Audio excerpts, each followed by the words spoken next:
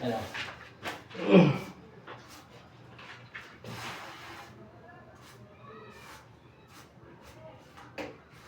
Isang pirasong tiles lang siguro to. Ito, kasukat na, di ba? No? Isang piraso niya, pag pinapatayo mo, yan ba yung kasukat niya? Asa? Ito? Hmm. Hindi, may siruho din. O may sobra pa. Yung panto. 60 by 60 ba? O parehas lang sukat na. Isang tiles nga lang din to. Ah, ito.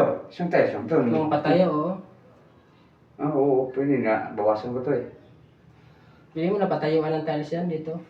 Pwede. Para pantay siya dito. Sibuo talaga yan eh. Para okay na okay. Ano naman siya, kontrata naman siya na unti-unti lang.